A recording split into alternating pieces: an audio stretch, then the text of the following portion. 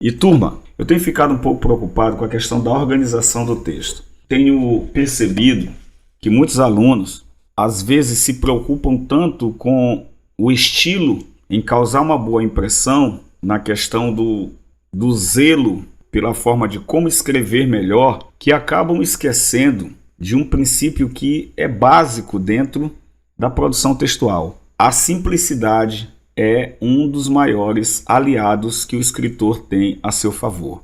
Eu costumo dizer assim quando estou dando aula em relação à escrita: às vezes o menos é mais, às vezes o menos é mais. Às vezes a gente se preocupa tanto em colocar adereços, em trazer uma expressão um tanto quanto mais burilada, e acaba se esquecendo que a simplicidade ela é uma das aliadas que o aluno tem, o candidato tem a seu favor para utilizar na hora da prova. Porque nós não podemos esquecer de uma coisa fundamental: nós estamos escrevendo um texto dissertativo argumentativo.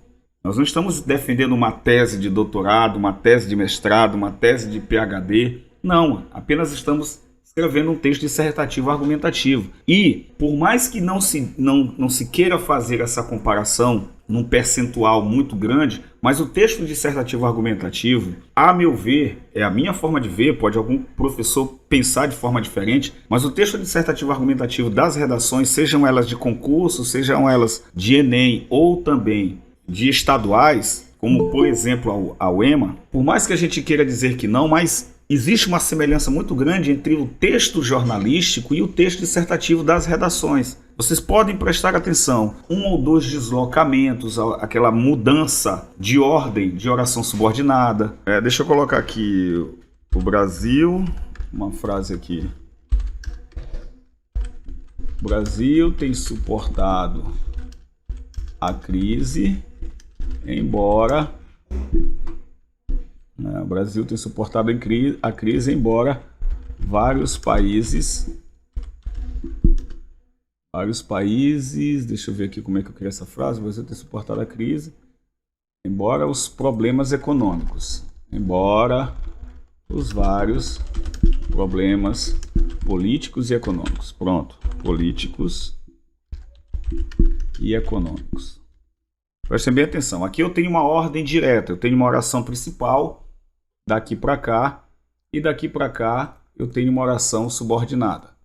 É só para vocês lembrarem, a oração subordinada é aquela que não tem sentido próprio, ela tem que ser adequada, alinhada, atrelada a uma oração principal para que ela possa ter sentido. Mais à frente eu vou dar uma aula sobre a oração subordinada e como utilizar a oração subordinada, essas inversões dentro do texto para que traga um pouco de charme e fazer com que o seu texto ganhe uma certa beleza. O texto que é invertido, ele traz uma beleza. Não que toda vez eu vou escrever, mas um momento e outro isso é muito importante. Então eu não posso me esquecer que isso faz parte também da construção do texto.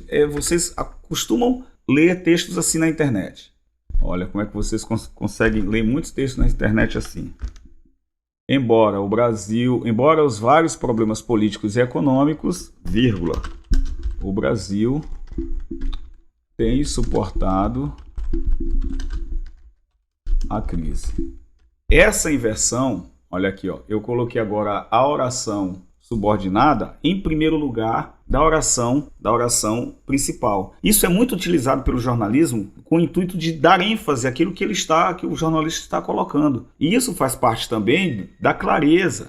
Isso faz parte da clareza do texto. E o que eu tenho visto é que muitos alunos não têm utilizado esse recurso. Isso é um recurso, e muitos alunos não têm utilizado. Quando não, eles têm procurado dificultar a sua leitura, o seu texto, esquecendo-se também de um princípio muito elementar dentro da construção textual. Quando você está escrevendo, é necessário que você se coloque no outro lado. Você saia da posição de locutor, de produtor, e se coloque na posição de interlocutor, de leitor ou daquele que ouve, não apenas o que lê, mas aquele que ouve. E aí, quando você se coloca na posição do outro, você tem que levar em consideração vários itens. a linguagem, se o meu interlocutor conhece o que eu estou tratando, se aquela minha introdução deixa para ele claro de que obra de fato eu estou tratando, e também se essa introdução e as informações que eu trago a respeito daquela obra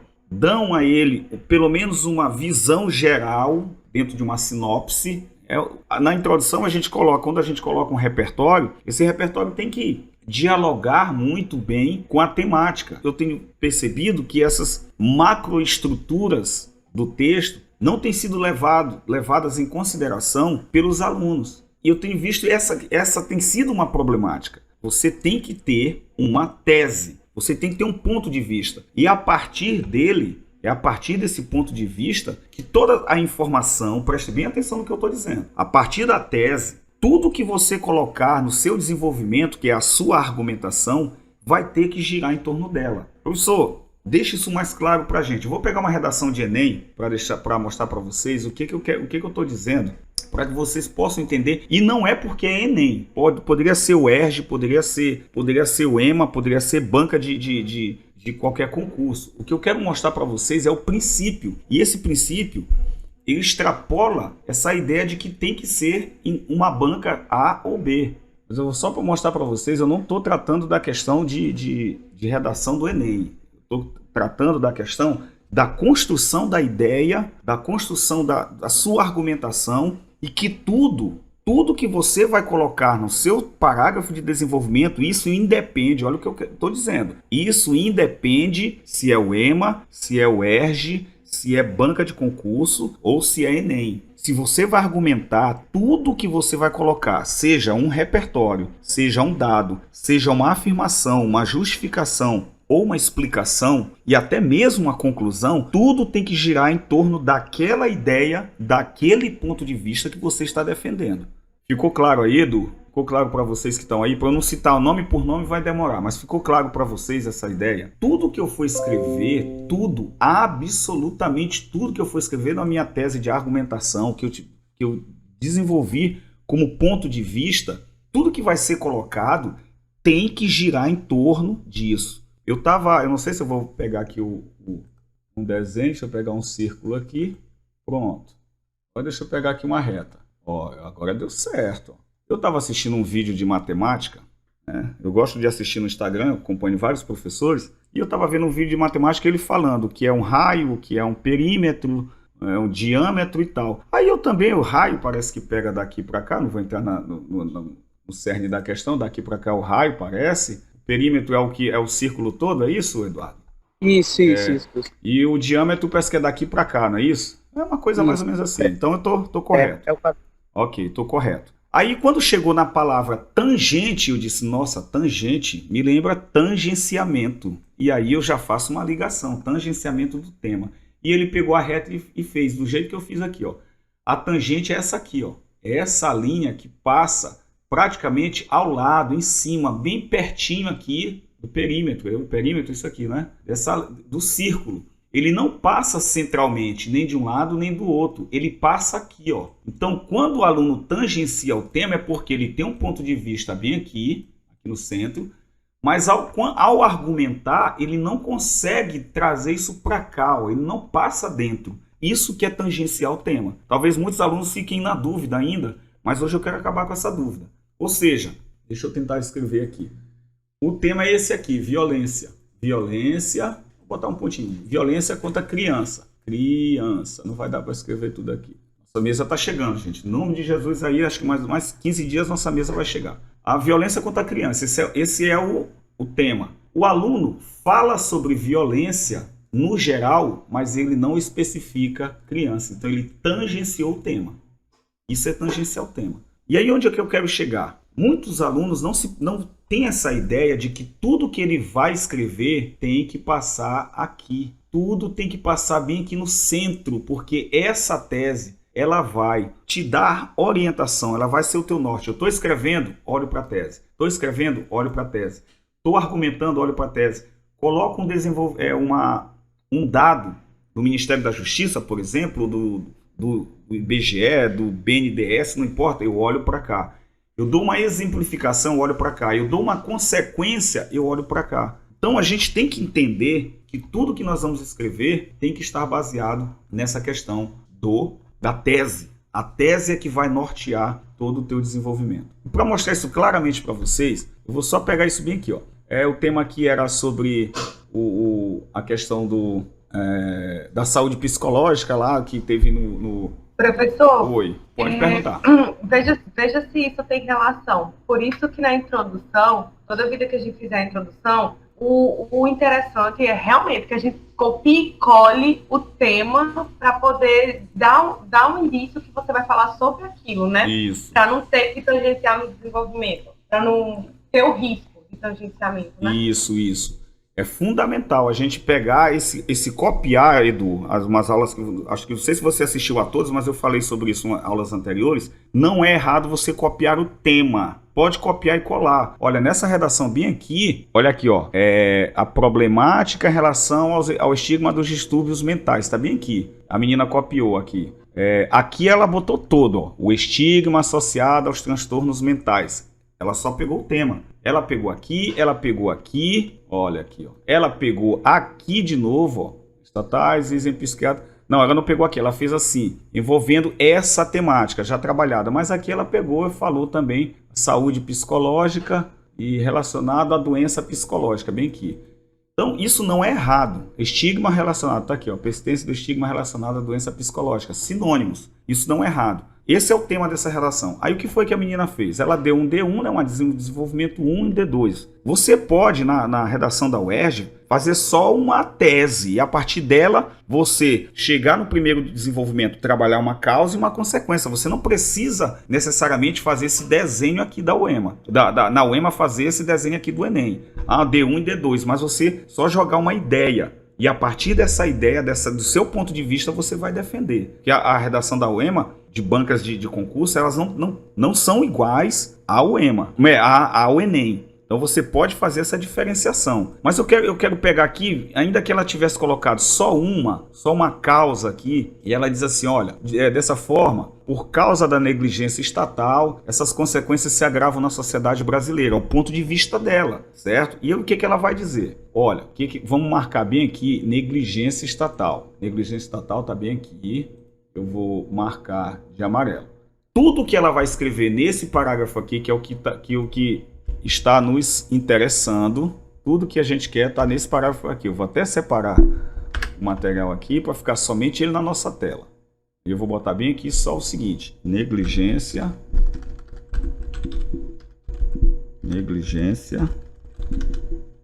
estatal. Então eu vou separar também bem aqui. Negligência estatal é a nossa raiz aqui do nosso desenvolvimento. Então, em primeiro lugar, a negligência do Estado, olha, já tomou aqui, ó, já trouxe.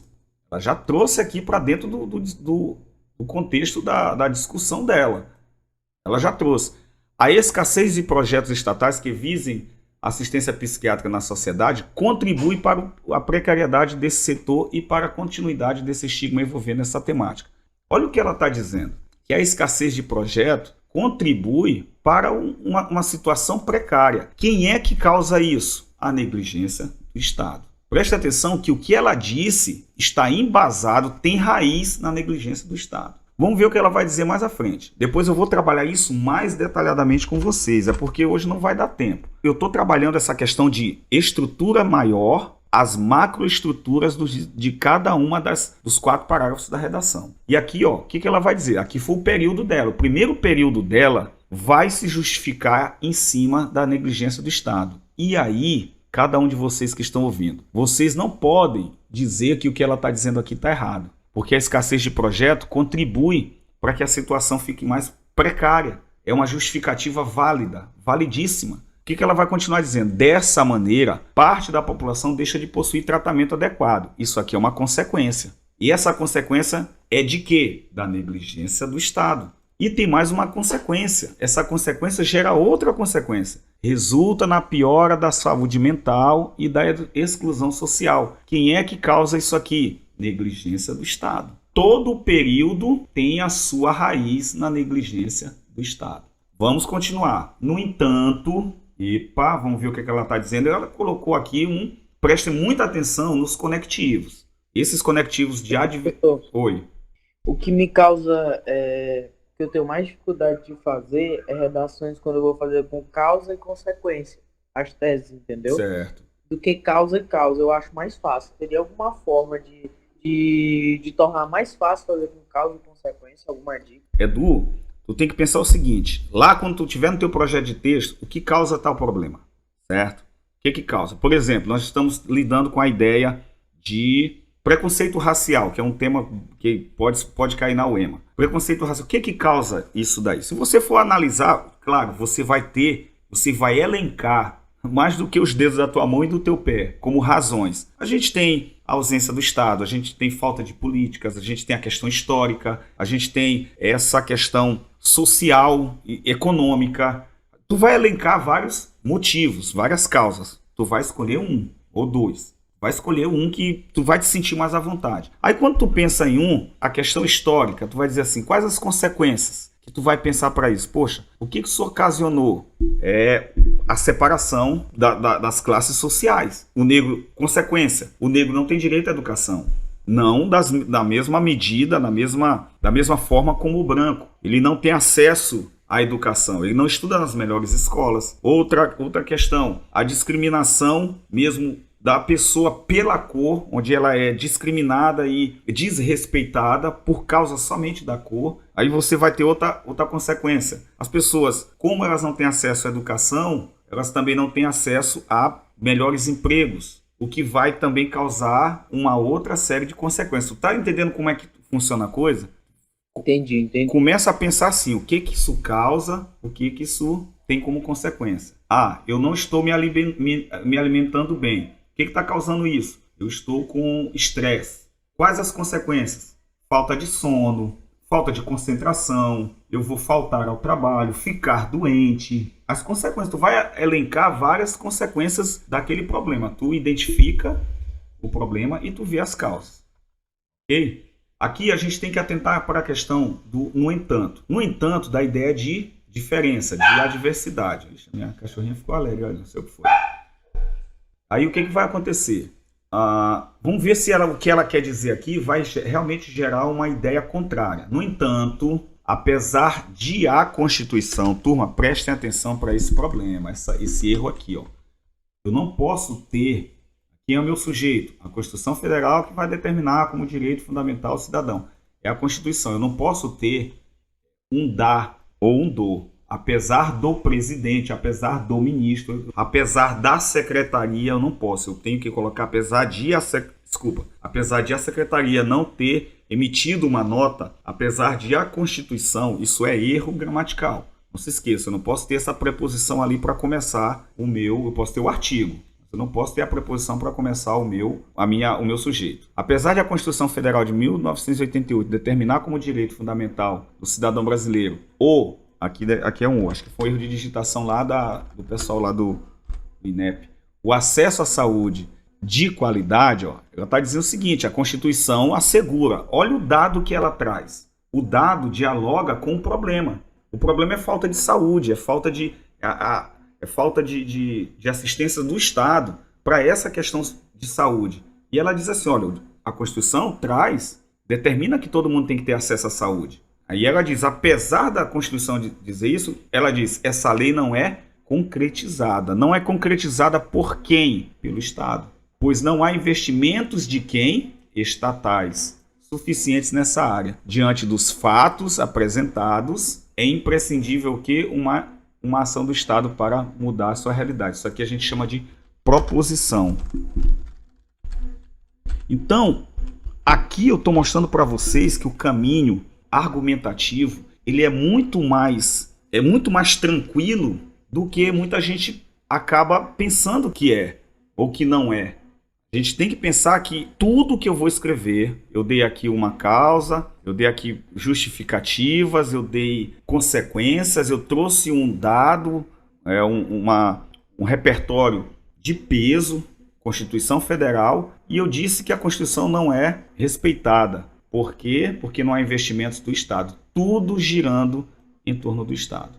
E é só esse parágrafo, eu nem vou trabalhar o próximo, porque do próximo a gente vai ter a mesma coisa. Eu já analisei essa redação várias e várias vezes. O outro é desinformação. Olha como ela só começa aqui, ó. A desinformação, tá aqui, desinformação. A escassez de divulgação é falta de informação. O lado bom da vida, o qual mostra a dificuldade de inclusão de pessoas, aqui ela vai trazendo como consequência.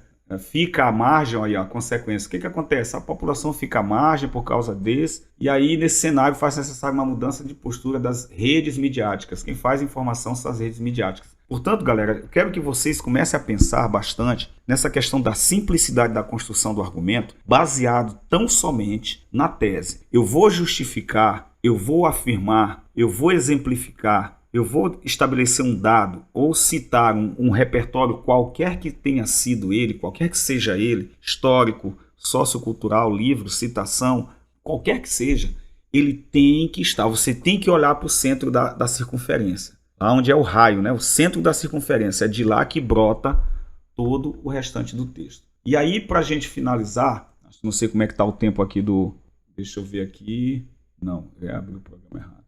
32 minutos. Ainda tem tempo aqui para a gente terminar esse texto aqui. Eu pensei que já estava bem em cima. Então, galera, vamos analisar uma coisa bem aqui, ó. Vamos acompanhar essa leitura e eu vou passar esse texto para vocês. Conteúdo.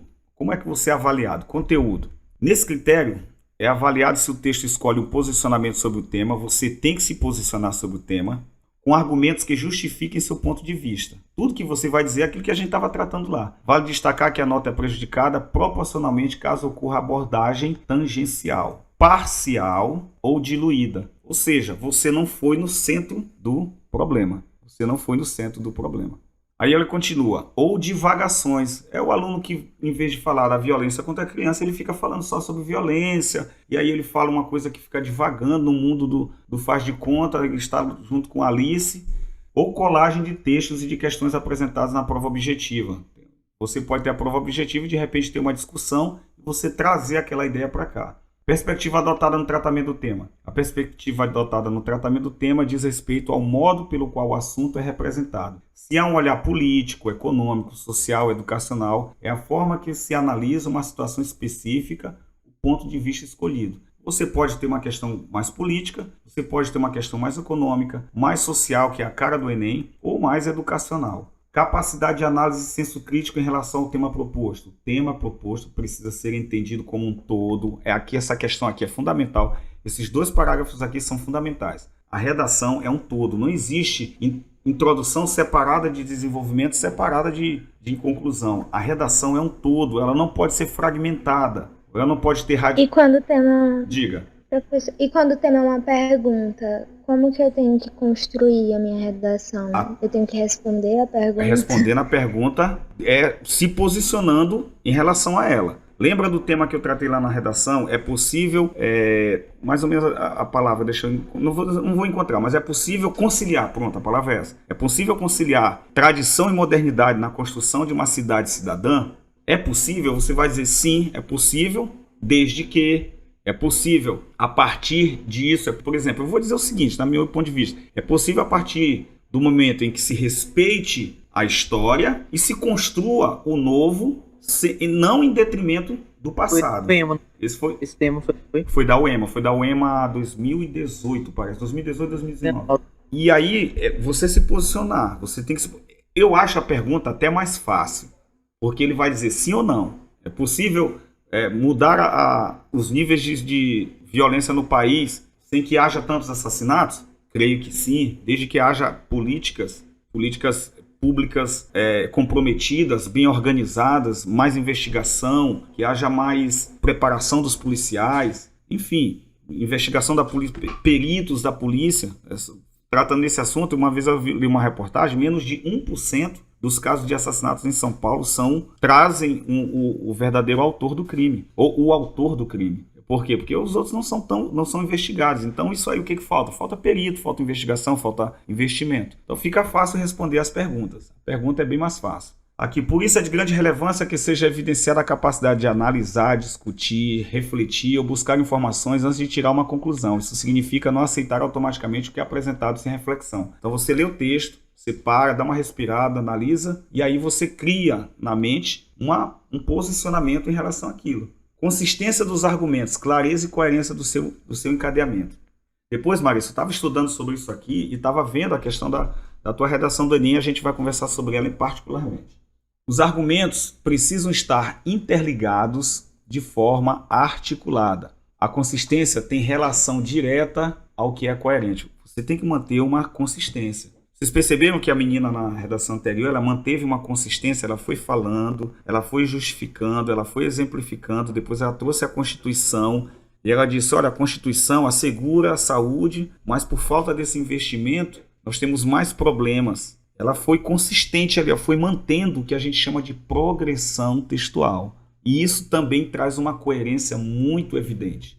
É preciso que não haja contradição, que as ideias sejam todas justificadas, explicadas e com lógica. Não basta apenas haver um posicionamento, é preciso comprovar o porquê desse ponto de vista. Além disso, é necessário haver clareza, ou seja, o texto deve ser inteligível. Tem gente que escreve o texto, fica tão complicado que até o professor, na hora de ler, ele fica buscando assim, o que ele quis dizer. Por isso, simplicidade. O menos é mais. Eu estava falando isso no começo da aula, Edu. O menos é mais. A simplicidade é um caminho. Vocês não estão escrevendo literariamente. Vocês não são João Cabral de Melo Neto. Vocês não são Augusto dos Anjos. Vai ler um texto de Augusto dos Anjos. Meu Deus do céu. Esse cara é brasileiro, é língua portuguesa de fato isso aqui.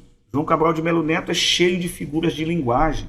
É um cara muito complicado de se entender. Você vai ter que fazer um estudo apontado para entender a poesia dele. Porque o nível de inteligibilidade, isso quase não sai, inteligibilidade é muito alto. Eu não preciso escrever desse jeito. Eu tenho que escrever dentro de um nível do meu interlocutor. Ele tem que ser fácil de ser compreendido ou entendido. Prezem pela simplicidade. Prezem pela simplicidade. Você escreve uma frase assim, tá clara?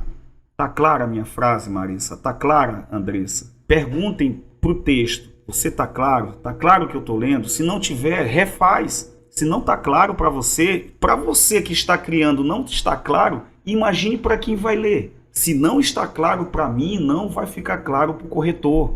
Se você que tem as ideias, se você que está propondo, você que está criando uma proposição, uma argumentação, uma logicidade, se não está lógico para você, fundamentalmente não vai estar claro para o corretor. E tudo isso está ligado à coerência. Se não está claro, não está coerente. E diz respeito à ligação de um conjunto de ideias ou de fatos cujo resultado é lógico. E embora possa haver abordagens com significados diferentes, todos estão interligados de modo a fazer com que um texto possua sentido completo, tornando-se claro e compreensível, harmônico e constante. Então essa estrutura ao gênero solicitado, respeito ao gênero, está ligado ao fato de que a redação precisa estar predominantemente organizada de acordo com o gênero textual. E o de vocês é qual? Dissertativo, argumentativo. Está lá no edital, como texto expositivo, texto argumentativo, texto de caso. Progressão textual diz respeito ao avanço, ao desenvolvimento continuado. Essa ideia de avanço ela é fundamental. E esse avanço ele acontece quando a gente vem trabalhando coerentemente as ideias. Tende a progredir e isso tudo deve estar encadeado, ou seja, é necessário que haja uma ligação, uma relação entre ideias e circunstâncias. E a articulação de frases e parágrafos, e a gente vai trabalhar essa questão bastante aqui mais à frente. A coesão textual é determinada pelo uso correto dos aspectos gramaticais. Olha, galera, o EMA, isso aqui é um critério sozinho, coesão textual. Enem, isso aqui é um critério sozinho, coesão textual. Bancas de concurso, também é um quesito, um critério entendido separadamente. Claro que separadamente, porque ele vai olhar se a coesão textual vai manter a clareza do teu texto. Eu não posso dissociar, entenderam? Eu não dissocio coesão do resto dos elementos do texto. Mas eu tenho que buscar ver se essa coesão textual foi mantida, se os elementos coesivos estão ajudando. Lembrem-se do que a menina disse. No entanto, às vezes o aluno quer colocar uma conjunção, mas ele não sabe o significado dela. Se eu digo além disso, eu vou acrescentar uma ideia. Se eu digo apesar disso, eu estou aí, vou dar uma ideia contrária. O Brasil fez muito investimento no agronegócio. Apesar disso, e dou uma informação contrária, porque apesar disso. Procure utilizar as seguintes estratégias de coesão para se referir a elementos que já apareceram anteriormente no texto. E aí, galera, substituição de termos ou expressões por pronomes pessoais, possessivos e demonstrativos. advérbios que indicam localização, artigos, substituição de termos ou expressões por sinônimos, hiperônimos, expressões resumitivas ou expressões metafóricas, hipônimos, antônimos, substituição de substantivos, verbos, períodos ou fragmentos do texto por conectivos ou expressões que resumam ou retomem o que já foi dito, e a elipse ou omissão de elementos que já tenham sido citados anteriormente ou sejam facilmente identificáveis. E aí, para a gente fechar, a dissertação argumentativa é o gênero mais cobrado pelas bancas. A tese é a ideia que vai ser defendida ao longo do texto, falei sobre isso, aqui é porque está resumido. É essencial apresentar a tese, desenvolver justificativas para comprová-la e uma conclusão que dê fecho, ou seja, finalize a discussão elaborada no texto. Os argumentos podem ser definidos como uma justificativa empregada para convencer o leitor a concordar com a tese defendida. Turma, o que a menina colocou lá na redação, eu concordo com ela. Não tem como deixar de concordar. Perguntas? Quem me levanta perguntas, eu vou estar aqui para responder. Sobre as obras, eu posso utilizar as 2 obras em cada desenvolvimento? Pode. O ideal foi Vivi que perguntou, né? Eu olhei ali, acho que foi Vivi. Vivi, o ideal é você utilizar uma na introdução logo para mostrar para o teu corretor que você realmente, de fato, estudou as obras e sabe relacionar essas obras ao assunto abordado, ok? O tema foi interessante lá desse 2019, conciliar modernidade e tradição e modernidade, porque a menina foi inteligente, ela pegou a história lá do Severino chegando ao cais da Sagração, que é um cais antigo, onde aportavam os barcos que eram pequenos na época, e ela fez uma associação com o Porto do Itaqui, que hoje é modernidade. Então, o cais representa a tradição e o Porto do Itaqui representando a modernidade. A gente poderia utilizar a escrava sobre vários pontos de vista. Eu já coloquei aqui pelo menos uns 3, a questão da educação, a questão do preconceito, a questão da saúde na família, da importância da família na manutenção da saúde emocional. E você traz esses questionamentos que foram levantados na obra e colocá-los na introdução também ali, se o tema for adequado. E ver qual o link que existe entre a outra obra e colocar no primeiro desenvolvimento, ou retomar no segundo. Nessa redação que foi nota 10 da UEMA, ainda teve Macunaíma, e a aluna colocou Macunaíma no seu segundo desenvolvimento, se não me engano, foi no primeiro. Vou até pegar essa redação completa e trazer para vocês. Então vocês podem se sentir à vontade. Turma, as citações, elas também podem ser utilizadas. Assim como no Enem, você pode também trazer citação para o UEMA. A citação é autoridade. Ela justifica, ela ajuda a fortalecer a sua argumentação.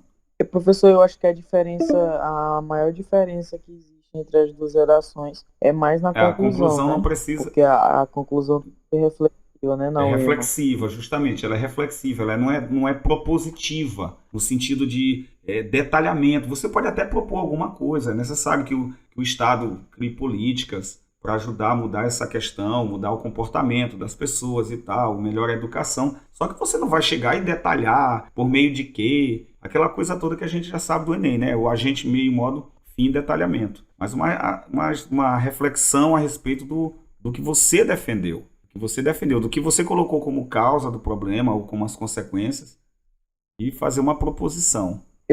Eu até Não, para mim tá super claro mesmo. Pode falar, Edu. Eu até li o conto A Escrava, da Maria Firmina. É muito top. É muito top. Achei muito legal mesmo. Tanto pela história dela, né? Por ser a primeira mulher negra de Maranhão, retratar a escravidão, no olhar do chão mesmo, no olhar do escravo. Isso. Eu achei muito massa. Principalmente aquela parte logo no começo, fala que a mulher, a escrava, estava fugindo e a outra ajuda e tal. Achei muito legal. Pois eu levantei um tema, Edu, eu vou até pedir para te escrever, a gente vai falar contigo no particular, que trata sobre a importância da família na manutenção do equilíbrio psicológico, da saúde psicológica. Porque desde que ela perdeu os 2 filhos, ela ficou com problemas psicológicos. Gente, nosso tempo está fechando aqui. Então, turma, um abraço para vocês, beijo no coração, e vamos pensar nessa macroestrutura, sempre pensando no centro, na tese, e tudo vai girar em torno dela. Tá bom, gente? Boa noite pra vocês. Deus abençoe. Amanhã esse vídeo vai estar lá. E comentem lá no grupo, ó, galera. Quem não assistiu, perdeu, foi bom, pra motivar a galera, tá bom? Vamos lá pro grupo. Vamos trazer as discussões lá pro grupo. Um abraço. Valeu. Valeu. Tchau, tchau.